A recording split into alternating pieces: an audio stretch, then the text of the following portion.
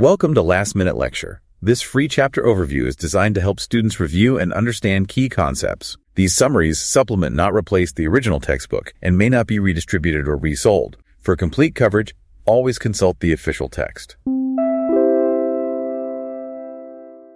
Imagine an oil pipe bursts under the ocean. At first, the leak seems incredibly small. Right. Almost insignificant. Yeah, exactly. The radius of the circular oil patch on the surface is only growing by 2 meters every hour. Which really does sound manageable. It does. When you hear 2 meters an hour, it sounds entirely manageable, almost slow. Yeah.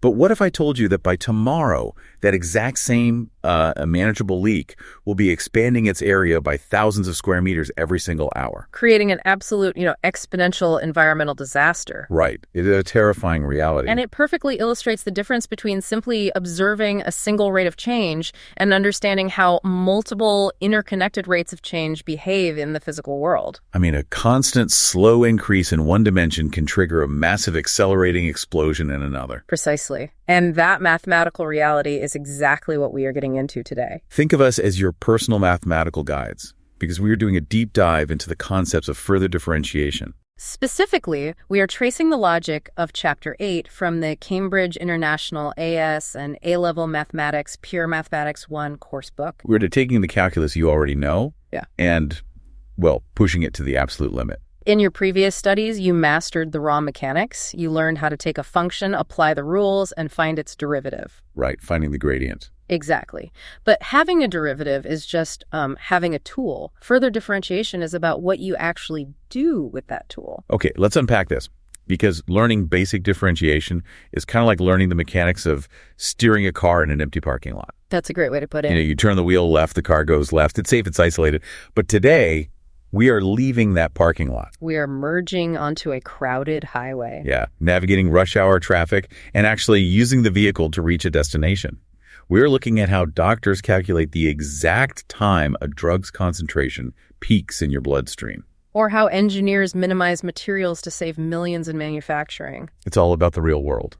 And we will explore the underlying logical machinery behind these applications. The goal isn't to just, memorize a set of steps for your exam. No, definitely not. It is to understand the why so deeply that the mathematical models just make intuitive sense. I love that approach. So before we can optimize a factory or contain an oil spill, we need to understand the fundamental behavior of the models we are using. We have to start with the basics of increasing and decreasing functions. Right. If we have a mathematical function representing, say, the value of a stock portfolio over time, how do we systematically figure out when that value is growing and when it's shrinking? Especially if we don't have a visual graph right in front of us. Exactly. How do we do it with just the algebra? Well, we start by formally defining what an increasing function actually is. Let's say you have an interval on a curve. Okay. A function is technically increasing if, as your input variable, which is usually x, gets larger, your output variable, the f of x or y, also gets larger. So the curve moves upward from left to right. Mathematically, f of a is strictly less than fa whenever a is less than b. Precisely. And the calculus link here is very straightforward. If a function is increasing, its gradient or its derivative is strictly positive. It is greater than 0. Yes. And conversely, for a decreasing function, as x moves forward, the y value drops.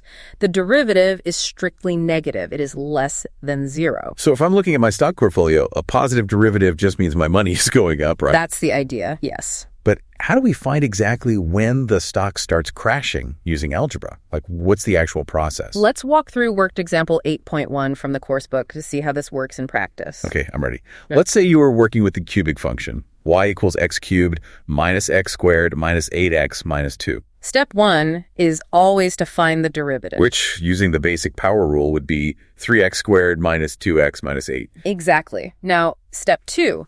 To find exactly where the original system is decreasing, you simply take that quadratic derivative and set up an inequality. You make it strictly less than 0. So 3x squared minus 2x minus 8 is less than 0. Right. Then the problem shifts from calculus back to algebra.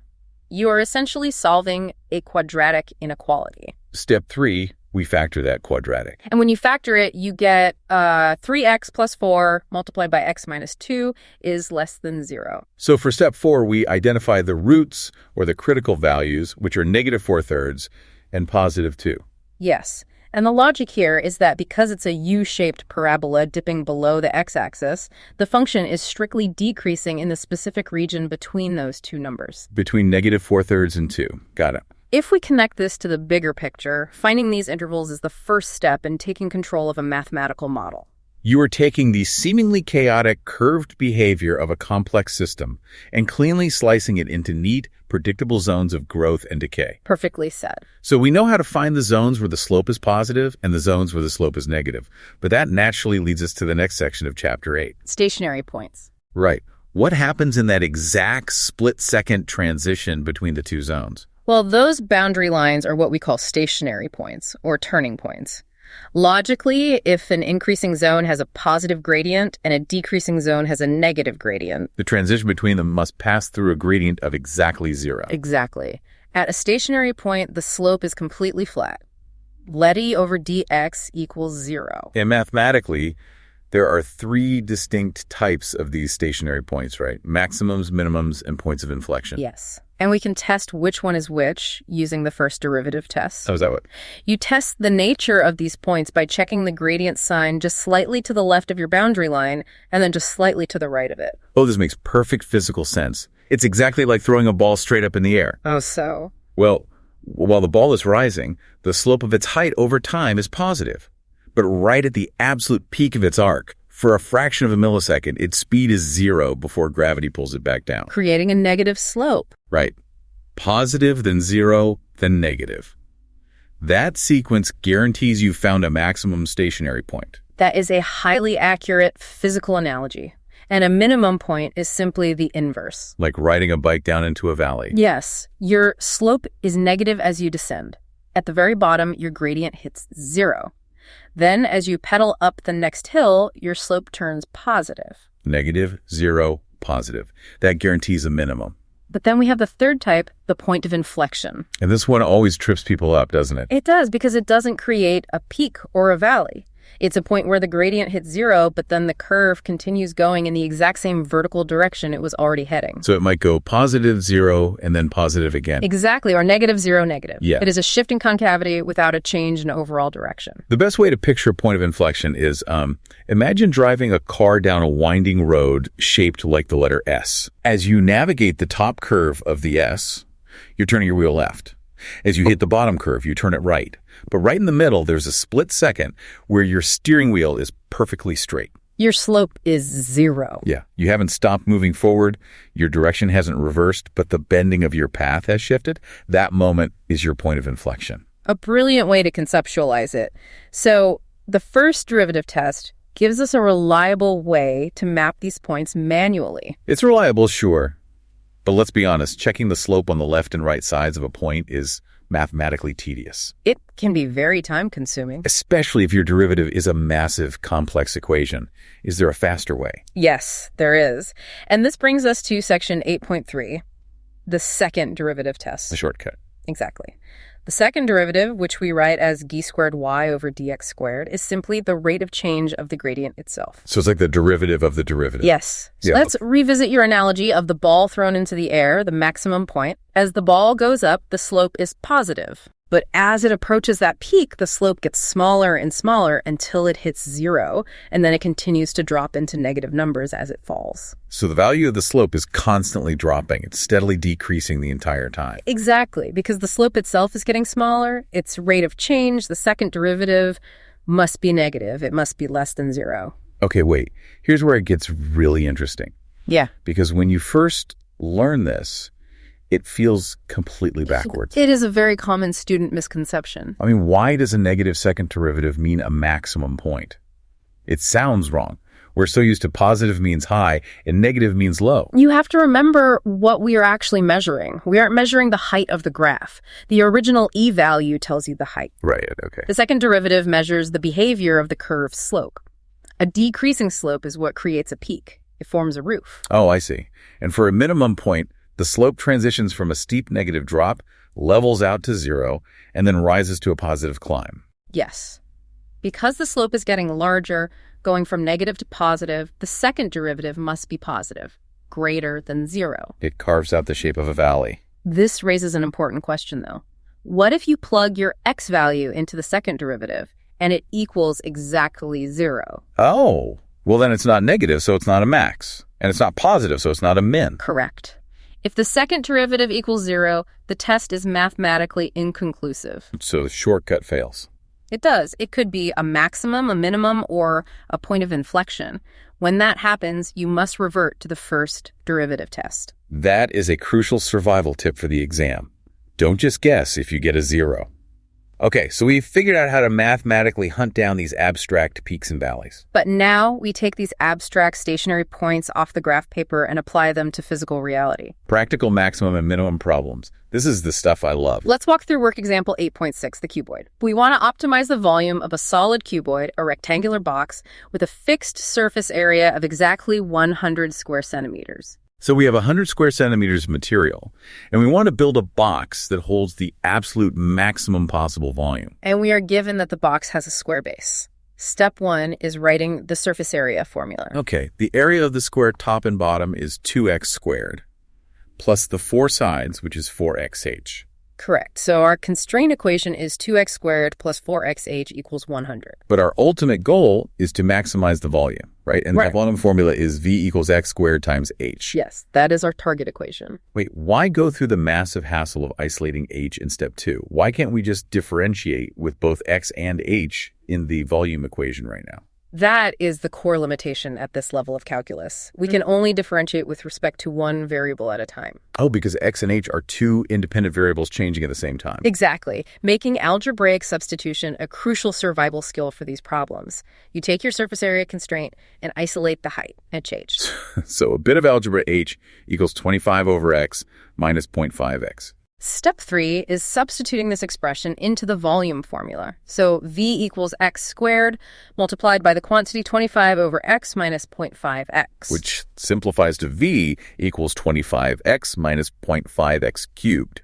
Wow, so now we have a single variable equation. Exactly. Step 4 is just doing what we've already learned. You differentiate volume with respect to x, set it to 0, and solve to find the maximum possible volume. Because setting it to 0 finds that exact turning point, the peak volume. It's just so cool how that works. It is. But notice that in our box example, the dimensions were fixed once we found them. Reality is rarely static. Things move, they grow, they change over time. Which perfectly transitions us into the final piece of this deep dive. Sections 8.4 and 8.5, connected rates of change. We've mastered finding where a system peaks. Now let's introduce a third variable to see how fast it gets there. Time. Usually denoted by a little t. Yes. When multiple variables are changing over time, we connect their rates using the chain rule. Mathematically, it states, ed over dt equals di over dx multiplied by dx over dt. It's like interlocked gears in a clock. Well, you have a small gear, x, locked with a larger gear, y. The x gear turns the y gear. The chain rule is just the mathematical chain connecting their spinning speeds. That is a fantastic visualization. If I know how fast the x gear is spinning over time, and I know the geometric ratio of how x connects to y, I just multiply them together to find the speed of y. Let's apply this to worked example 8.12, the oil slick we mentioned at the start. Yes, the leaking pipe. Oil is leaking, forming a circular patch. The radius, r, increases at a constant 2 meters per hour. We need to find the rate. The area A is increasing at the exact moment when the radius is 25 meters. Okay, let's break this down step by step. Step 1, identify the goal. We want the rate of change of the area over time. We want dA over dt. And we know dr over dt equals 2. Right. Step 2, we need the mathematical chain to link them. We use the area of a circle, A equals pi r squared. And we differentiate it to get the relationship between area and radius. dA over dr equals 2 pi r. Okay, step 3. We plug in our specific snapshot in time, where r equals 25, so 2 times pi times 25 gives us a dA over dr of 50 pi. Finally, step 4. We use the chain rule. We multiply dA over doc r, which is 50 pi, by doc r over dt, which is 2. 50 pi times 2. That reveals the area is increasing at 100 pi square meters per hour. What's fascinating here is how the math proves that even though the radius grows at a steady, constant rate of 2, the rate of the area's growth accelerates wildly as the circle gets bigger. Because area scales with the square of the radius, it's unintuitive to the human brain, but the chain rule calculates that hidden acceleration perfectly. It really demonstrates the profound predictive power of calculus. So what does this all mean? Think about the journey you've taken today. You have evolved from finding simple slopes to finding absolute peaks. You've learned to test those peaks with second derivatives. You've optimized physical shapes like our cardboard box, and finally you've linked variables through time using the chain rule. You are now fully equipped to model dynamic systems in motion. And before we go, I want to leave you with one final thought. Think about how this applies beyond geometry. Oh, this is an interesting concept. If we can use the chain rule to perfectly connect the rate of a growing radius to a growing area, what happens when economists try to link the rate of interest to the rate of human spending? Can calculus perfectly optimize human behavior? Exactly. Or does the chain rule eventually break down when variables become unpredictable and emotional?